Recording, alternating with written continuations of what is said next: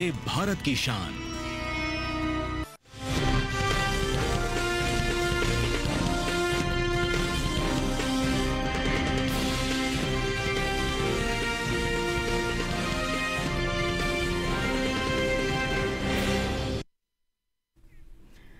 नमस्कार, आप देख रहे हैं दूरदर्शन किसान चैनल। मैं हूं आपके साथ अदिति शर्मा।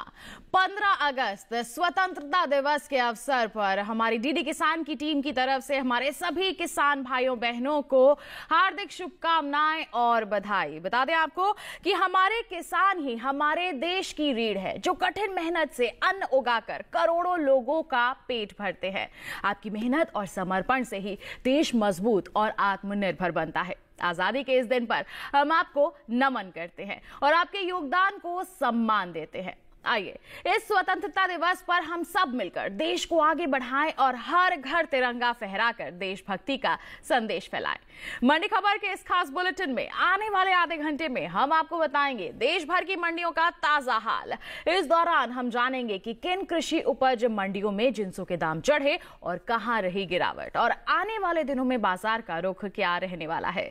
आज के बुलेटिन में खास तौर पर हमारा जो फोकस है वो रहेगा दलहन, तिलहन, गेहूं, लाल मिर्च और धनिये पर। इसके अलावा भी बता दें आपको मिलेगी कई फसलों से जुड़ी अहम जानकारी जो देश भर के किसानों के लिए बेहद उपयोगी साबित होगी। और ये जानकारी आप तक पहुंचाने के लिए हमारे साथ स्टूडियो में मौजूद है हमारे खास मेहमान, हमारे commodity expert Shiv Srivastava ji. Sir, आपका बहुत बहुत स्वागत है मंडी खबर में। जी, सभी किसान भाइयों बहनों को स्वतंत्रता दिवस की हार्दिक बधाई और शुभकामनाएं। आपके ही लगन और मेहनत की बदौलत आज हम दुनिया में अन्न उत्पादन में शीर्ष स्थानों पे हैं और आत्मनिर्भर बनने की दिशा में बहुत सही कदम पे जा रहे हैं। बहुत बहुत बधाई आपको। बिल्कुल, सभी को बधाई। और इसी के साथ आइए सबसे पहले नजर डाल लेते हैं आज की सुर्खियों पर।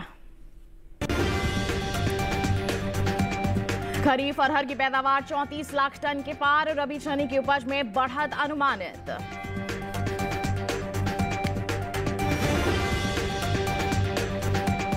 कुल तिलहन की पैदावार 426 लाख टन के पार, सरसों की रबी उपज 126 लाख 6 हजार टन होने का अनुमान।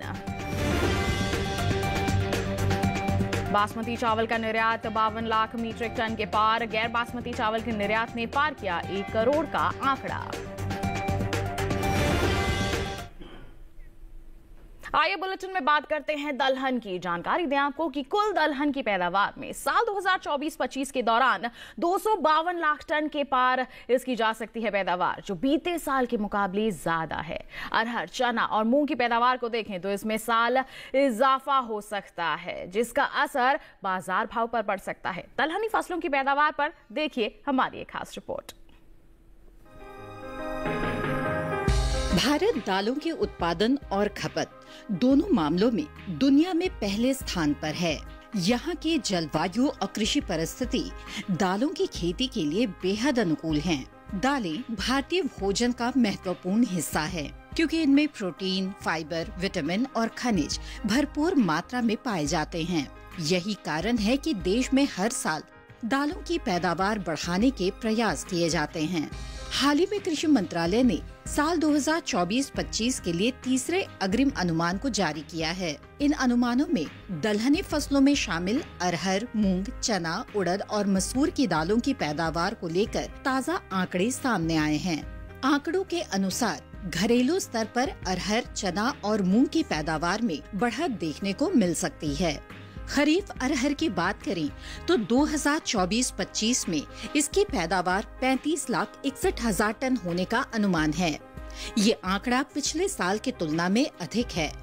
2023-24 में अरहर की पैदावार 34 लाख 17 हजार टन रही थी। इस तरह इस साल खरीफ अरहर की पैदावार पिछले साल से लगभग 1 लाख 44 हजार टन अधिक होने की संभावना जताई गई है। वहीं रबी चने की पैदावार साल 2024-25 में 113 लाख 37 हजार टन हो सकती है, जो बीते साल 110 लाख 39 हजार टन रही थी। उड़द की रबी और खरीफ की कुल पैदावार साल 2024-25 में 21 लाख 6 हजार टन हो सकती है, जो बीते साल से कम है। वहीं मूंग की पैदावार में इस साल इजाफा हो सकता है। घरेलू स्तर पर मूंग की रबी और खरीफ पैदावार कुल मिलाकर 38,19,000 टन हो सकती है, जो पिछले साल के मुकाबले ज्यादा है। रही बात मसूर की, तो साल 2024-25 में रबी मसूर की पैदावार 17,72,000 टन हो सकती है, जो बीते साल के मुकाबले कम है। इस वृद्धि के पीछे कई कारण हैं। किसानों द्वारा बेहतर गुणवत्ता के बीजों का उपयोग, उन्नत खेती तकनीकों का अपनाना, सिंचाई सुविधाओं में सुधार और सरकार की ओर से दी जा रही सहायता योजनाएं हैं। इसके अलावा दालों की बढ़ती मांग ने भी किसानों को इसकी पैदावार की ओर अधिक प्रोत्साहित किया है। दालों की पैदावार में ये वृद्धि न केवल देश की खाद्य सुरक्षा को मजबूत करेगी, बल्कि आयात पर निर्भरता भी कम करेगी। इससे किसानों की आयात में सुधार होगा और उपभोक्ताओं को भी पर्याप्त मात्रा में दालें उपलब्ध होंगी। इस तरह दाल उत्पादन में ये सकारात्मक रुझान भारत के कृषि क्षेत्र के लिए एक अच्छी खबर है। तो बिल्कुल अच्छी खबर है ये कि हमारे देश के जो अन्नदाता हैं वो कड़ी मेहनत कर रहे हैं, और अगर हम दलहन की बात करते हैं तो काफी अच्छे स्तर पर उसका उत्पादन हो रहा है और आंकड़े भी यही दर्शा रहे हैं। तो क्या हम ये कह सकते हैं कि हमारा जो देश है वो दलहन के उत्पादन में आत्मनिर्भरता की ओर बढ़ रहा है और विश्व भर में बहुत अच्छा निर्यातक के रूप में उभर कर आ रहा है? क्या कहेंगे इसको लेकर? जी बिल्कुल, हमारे लिए काफी गर्व की बात है कि दलहन के उत्पादन में हम विश्व के नंबर 1 उपभोक्ता, निर्यातक और कंज्यूमर हैं, और इसका सारा श्रेय किसानों को जाता है, जिनकी कड़ी मेहनत और लगन से हम आज इस मुकाम को पा पाए हैं। रही बात उत्पादन की, तो इस साल भी बहुत अच्छी उत्पादन होने की संभावना है। तो मुझे लगता है कि आने वाले समय में दालों से किसानों को बहुत अच्छी आय होने वाली है, क्योंकि एक तरफ जहां घरेलू मांग में मजबूती देखने को मिलेगी, वहीं दूसरी तरफ निर्यात मांग की भी काफ़ी अच्छी संभावनाएं हैं। बिल्कुल, तो अच्छी संभावनाएं बनी हुई हैं। चाहे हम बात करें घरेलू स्तर की या फिर अंतर्राष्ट्रीय स्तर की, जैसे आप कह रहे हैं कि हमारे किसानों को लाभ मिल सकता है, तो किस तरह का लाभ आगे अनुमानित कर सकते हैं हमारे किसान? जी बिल्कुल, अगर जहां तक निर्यात की बात की जाए तो जैसा हमने पहले बताया कि हम विश्व के सबसे बड़े निर्यातक हैं और हमारे दालों की पूरी दुनिया में अच्छी डिमांड है। पिछले साल के आंकड़ों पर नजर डालें तो काफी अच्छी निर्यात मांग निकल कर आई थी। आने वाले समय में भी निर्यात मांग में अच्छी तेजी की उम्मीद है। बिल्कुल, अच्छी निर्यात मांग की उम्मीद जताई जा रही है। असर पड़ेगा हमारे दलहनों की अगर हम बात करते हैं बाजार भाव पर, तो हमारे किसान जो हैं बिल्कुल यहाँ पर निगरानी बनाकर चलते रहे और अच्छा उत्पादन निश्चित तौर पर करते रहे, जिससे अच्छी आमदनी अर्जित की जा सके आगे चलकर। इसी के साथ दलहन के बाद अब बुलेटिन में बात तिलहनी फसलों की। बता दें कि तिलहनी फसलों की जो कुल पैदावार है उसमें इस साल बढ़ोतरी हो सकती है। कुल तिलहनी फसलों की पैदावार साल 2024-25 के दौरान 426 लाख टन से ज्यादा हो सकती है, जिसका असर तिलहनी फसलों के बाजार भाव पर पड़ सकता है। आइए इसी पर आधारित एक खास रिपोर्ट आपको दिखाते हैं। भारत में तिलहनी फसलें कृषि और खाद्य तेल उत्पादन के लिए बेहद महत्वपूर्ण मानी जाती हैं। इनमें सरसों, सोयाबीन, सूरजमुखी, तिल और मूंगफली प्रमुख हैं। साल 2024-25 के दौरान इन फसलों की पैदावार देश के कई राज्यों में अच्छी रही है। खास तौर पर राजस्थान, मध्य प्रदेश, महाराष्ट्र, पश्चिम बंगाल और गुजरात में तिलहनी फसलों का उत्पादन अधिक मात्रा में देखने को मिला है। कृषि मंत्रालय की ओर से जारी तीसरे अग्रिम अनुमान के मुताबिक 2024-25 में घरेलू स्तर पर कुल तिलहनी फसलों की पैदावार 426 लाख 9,000 टन तक पहुंचने का अनुमान है। ये आंकड़ा देश में खाद्य तेल की उपलब्धता के लिहाज से एक सकारात्मक संकेत है। अगर हम सिर्फ सरसों की बात करें तो इस साल रबी सरसों की पैदावार 126 लाख 6,000 टन होने का अनुमान है। मूंगफली, अरंडी, सोयाबीन और सूरजमुखी की पैदावार में बेहतर प्रदर्शन देखने को मिल सकता है। इन फसलों से देश में खाद्य तेल की मांग का एक बड़ा हिस्सा पूरा होता है, जिससे आयात पर निर्भरता कम करने में मदद मिलती है। वहीं बात सोयाबीन की करें तो साल 2024-25 के दौरान खरीफ सोयाबीन की पैदावार 151 लाख 80,000 टन अनुमानित है। मूंगफली की उपज पर नजर डालें तो इस साल मूंगफली की कुल पैदावार 118 लाख 96,000 टन के पार जा सकती है, जो बीते साल से ज्यादा है। खरीफ अरंडी की उपज 17 लाख 30,000 टन, कुल तिल की पैदावार 8 लाख 29,000 टन, सूरजमुखी की उपज 1 लाख 96,000 टन, जबकि अलसी के बीज की पैदावार 1 लाख 13,000 टन होने का अनुमान जताया गया है। तिलहनी फसलों की पैदावार में इस बढ़ोतरी से किसानों की आय में सुधार होगा और उपभोक्ताओं को तेल और उससे जुड़े उत्पादों की पर्याप्त आपूर्ति सुनिश्चित हो सकेगी। साथ ही ये कृषि क्षेत्र के लिए एक मजबूती का संकेत है, जो भविष्य में देश की खाद्य सुरक्षा और आर्थिक विकास दोनों के लिए फायदेमंद होगा। तो तिलहनी फसलों की अगर हम पैदावार की बात करते हैं, इसमें भी मजबूती का दौर देखने को मिल रहा है। हमारे किसान जो है इस ओर रुझान बढ़ा रहे हैं और अच्छी पैदावार हम कह सकते हैं कि वो सामने आ रही है। तो ऐसे में क्या हम शिव जी ये कह सकते हैं कि ये देश के लिए एक अच्छा संकेत है कि हम तिलहनी फसलों की जो पैदावार है उसमें बढ़ोतरी कर रहे हैं, और इससे हमारे किसान जो हैं कितने लाभान्वित हो सकते हैं? जी, आपने सही कहा, लेकिन अभी मंजिल हमसे थोड़ी दूर है। अभी हम विश्व के चौथे तिलहन उत्पादक देश हैं, तो मुझे लगता है अभी मेहनत की थोड़ी और ज़रूरत है। लेकिन अगर पिछले आंकड़ों से देखा जाए तो हमने काफ़ी तरक्की की है। जहाँ तक तिलहन की बात की जाए, एक तरफ जहाँ उत्पादन में हमने अच्छी तरक्की देखी है, वहीं दूसरी तरफ निर्यात में भी हमारी अच्छी तरक्की रही है और काफ़ी विदेशी मुद्रा इसके कारण हमारे देश में आई है। मुझे लगता है आने वाले समय में भी तिलहनी फसलों का जो उत्पादन है वो बढ़ता रहेगा। किसानों की मेहनत और आने वाले समय में रंग लाएगी। तो मुझे लगता है इसमें किसानों की अच्छी संभावनाएं हैं। मांग में मजबूती के कारण आने वाले समय में इसकी कीमतों में भी तेजी का रुख देखने को मिलेगा। बिल्कुल, अभी भी चौथे स्थान पर है, लेकिन अभी मंजिल थोड़ी दूर है। लेकिन बदलाव हम पिछले कई वर्षों से देखते आ रहे हैं और हम इतनी कड़ी मेहनत के बाद इस मुकाम पर पहुंचे हैं, और अगर लगातार इस दिशा में आगे बढ़ते रहेंगे तो निश्चित तौर पर सबसे पहले स्थान पर भी हमारा देश जरूर पहुंचेगा। और अन्नदाताओं की और हमारी सरकार की यहाँ पर प्रयासों का ही ये नतीजा होगा। और हमारे किसानों की अगर हम बात करते हैं तो हमारे विशेषज्ञ ने बताया है कि हमारे किसानों के लिए बहुत संभावनाएं हैं। आप निगरानी बनाकर चलते सकते हैं यहाँ पर। और साथ ही साथ आपको बता दें कि अगर अच्छी उपज का अच्छा दाम हासिल करना है, उसके लिए आप ई-नाम एप्लीकेशन का साथ ले सकते हैं। जी हाँ, आपको इसको प्ले स्टोर से डाउनलोड करना है। सरल सी प्रक्रिया के माध्यम से आप इस पर रजिस्ट्रेशन करवाइए। फिर क्या, जितनी भी देश भर की लिस्टेड मंडियां हैं वहां पर आप अलग अलग जिंसों के बाजार का हाल जान सकते हैं। जहां अच्छे दाम नजर आ रहे हैं, आप बेझिझक बिकवाली कीजिए और आप मुनाफा वसूली कर सकते हैं। कह सकते हैं हम कि अपनी मेहनत का अच्छा और सही दाम आप हासिल कर सकते हैं ई-नाम की मदद से। तो इसे आप जरूर अपनाइए। ई-नाम की बात हो गई, इसके साथ बता दें चले वक्त हो गया है एक छोटे से ब्रेक का। ब्रेक के उस पार बात होगी गेहूं और धान की। आप बने रहिए दूरदर्शन किसान पर, देखते रहिए मंडी खबर।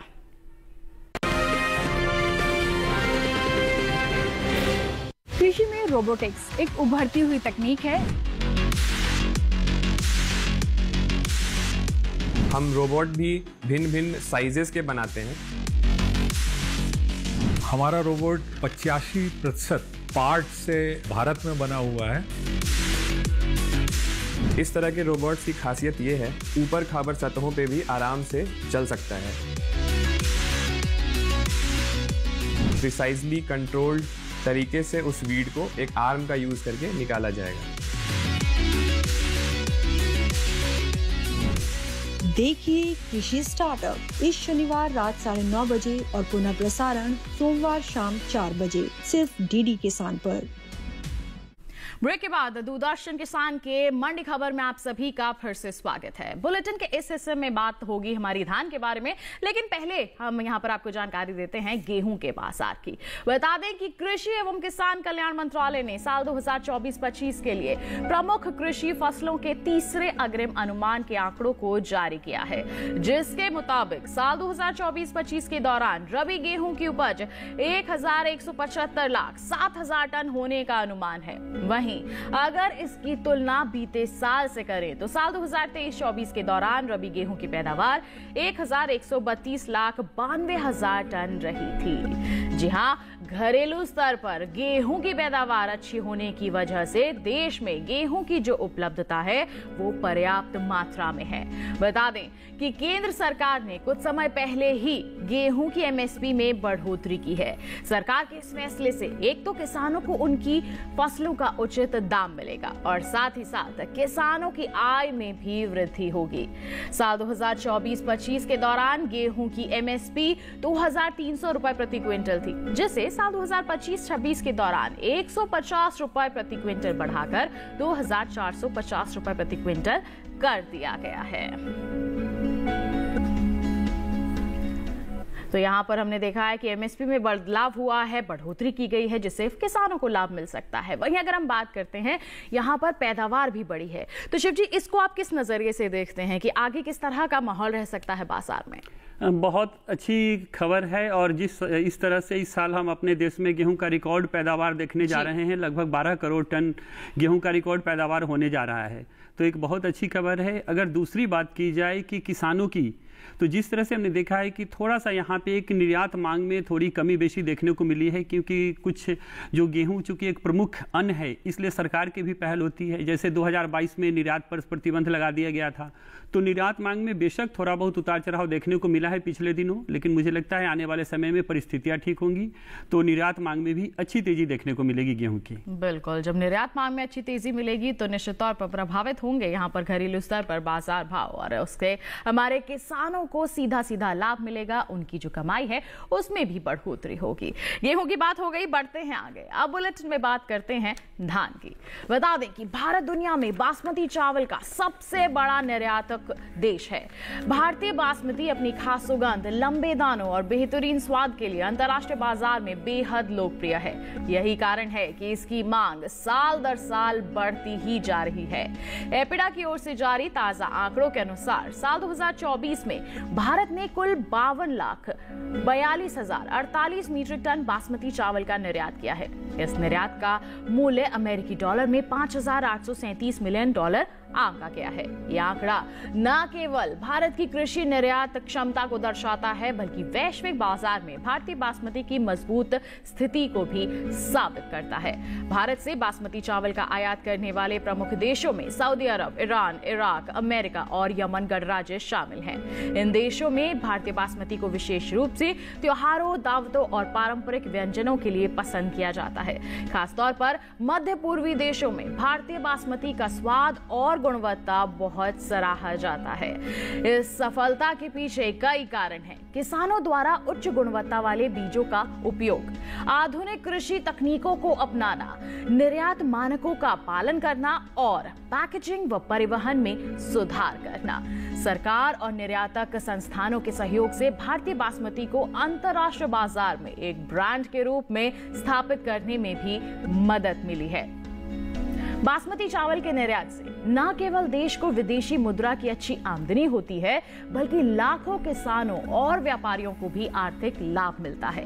वहीं बात करते हैं गैर बासमती चावल की, तो इसके निर्यात पर नजर डालें तो साल 2024 के दौरान भारत ने गैर बासमती चावल का निर्यात 1,11,16,000 मीट्रिक टन से ज्यादा का किया है, जिसकी अमेरिकी डॉलर में कीमत $4,470 मिलियन है। तो यहाँ पर हमने देखा कि बासमती चावल एक ब्रांड बन गया है और उसका जो निर्यात है काफी अच्छे स्तर पर हो रहा है, और प्रमुख निर्यातकों में शामिल है हमारा देश भारत। तो क्या नजरिया लेकर चलेंगे हमारे, अगर किसानों को हम कहते हैं कि किस तरह से ये बदलाव हो रहे हैं और किसानों के लिए ये जो स्थिति है वो कितनी लाभकारी है? जी बिल्कुल, आपने सही कहा। हमारे देश की चावल, खासकर बासमती चावल की विदेशों में काफ़ी धूम है। मिडिल ईस्ट के देश, ईरान, इराक, यूएई, इन सबों में काफ़ी अच्छा हमारा निर्यात होता है। जहाँ तक आने वाले समय की बात करें, मुझे लगता है कि आने वाले समय में निर्यात में अच्छी बढ़ोतरी देखने को मिल सकती है, लेकिन अभी जो एक अनिश्चितता चल रही है, जिस तरह से अमेरिका ने जो टैरिफ में बढ़ोतरी की है, उससे थोड़े दिनों के लिए मुझे लगता है कि निर्यात थोड़ा प्रभावित हो सकता है। लेकिन ऐसी परिस्थितियां ज़्यादा दिन नहीं चलेंगी, तो मुझे लगता है आने वाले समय में बासमती और गैर बासमती के निर्यात में अच्छी तेजी देखने को मिल सकती है। घरेलू मांग भी मजबूत होगी, तो किसानों का इसका सीधा फायदा देखने को मिलेगा। बिल्कुल, तो अंतर्राष्ट्रीय बाजार में तो मांग लगातार अच्छी बनी ही रहती है। साथ ही साथ जैसे हमारे कमोडिटी एक्सपर्ट ने कहा है कि घरेलू मांग में भी यहाँ पर सकारात्मक संदेश या फिर कहीं संकेत ही देखने को मिल रहे हैं, तो इससे हमारे किसानों को लाभ मिल सकता है। हमारे किसान लगातार अच्छे दाम अर्जित कर सकते हैं। तो ऐसे में आपको मंडियों में निगरानी बनाकर चलना है, और साथ ही साथ आप इनाम का भी सहारा ले सकते हैं।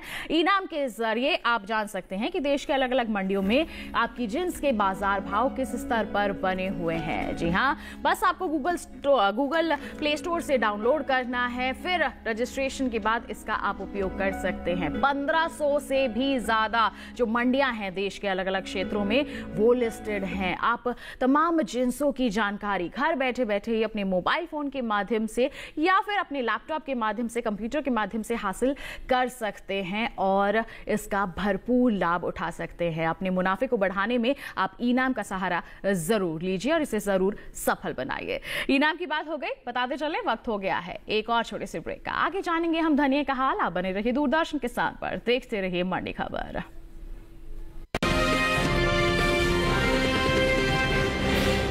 हाईटेक खेती से सशक्त हो रहा है किसान।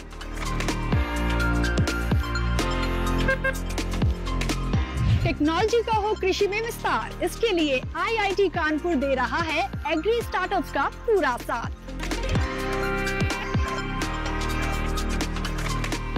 कृषि में युवाओं की भागीदारी से देश में बढ़ रहा है रोजगार। कृषि स्टार्टअप की नई सीरीज एग्रीटेक स्टार्टअप्स हर शनिवार रात 9:30 बजे और पुनः प्रसारण सोमवार शाम 4 बजे, सिर्फ डीडी किसान पर।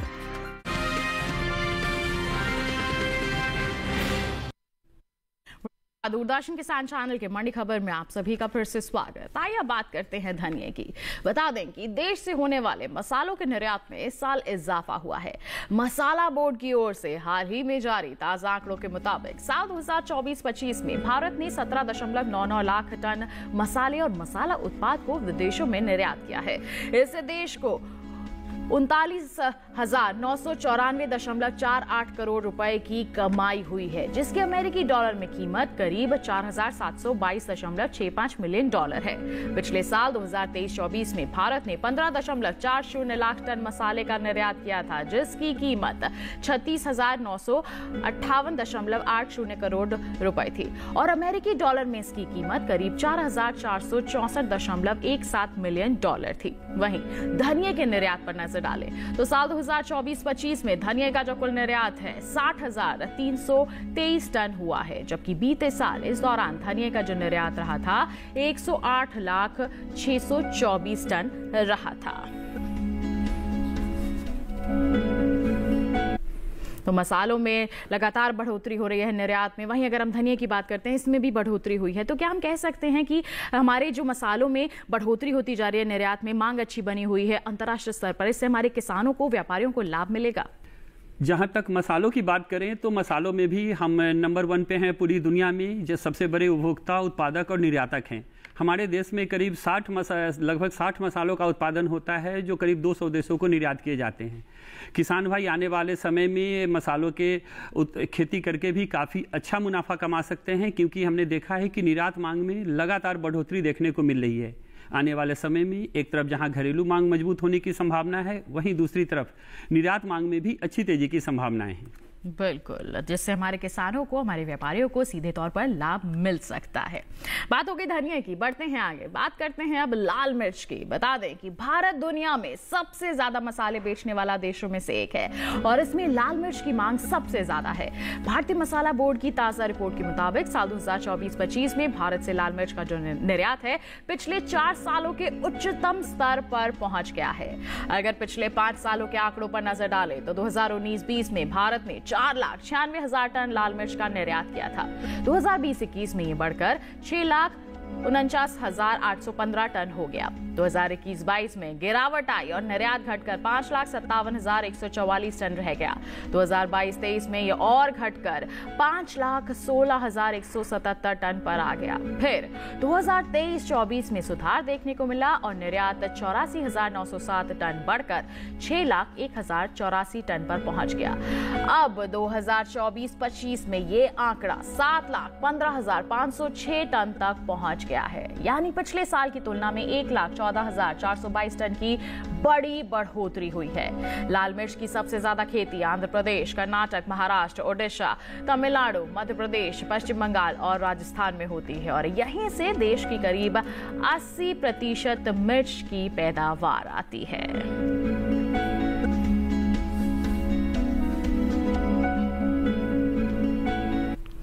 तो उच्चतम स्तर पर पहुंच गया है निर्यात लाल मिर्च का, जिससे हमारे किसानों को लाभ मिल सकता है। आपको आगे आने वाले समय में और भी ज्यादा अच्छे दाम यहां पर मिल सकते हैं, तो ऐसे में मंडियों में निगरानी बनाकर चले, इनाम का भी आप सहारा ले सकते हैं। लाल मिर्च की बात हो गई, आइए इसी के साथ चलते चलते जान लेते हैं क्या है हमारे कमोडिटी एक्सपर्ट की विशेष सलाह हमारे सभी दर्शकों के लिए। क्या कहेंगे शिव जी आप?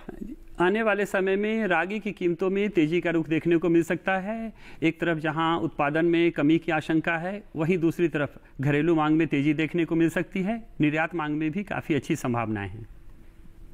बिल्कुल, तो ये थी रागी को लेकर हमारे विशेषज्ञ की विशेष सलाह हमारे सभी दर्शकों के लिए। और हमारे इस खास कार्यक्रम में हमारे साथ सम्मिलित होने के लिए हमारे सभी किसानों को, हमारे जितने दर्शक देख रहे हैं उनको जागरूक करने के लिए आपका बहुत बहुत धन्यवाद।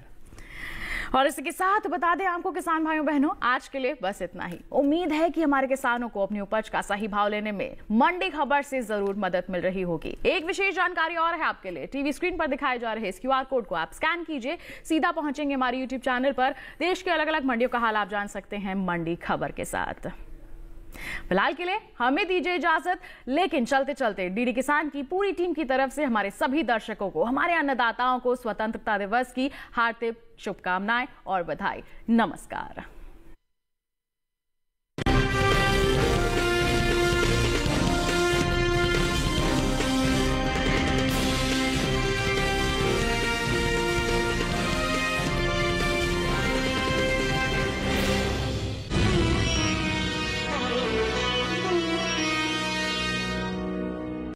पाने की आरज़ू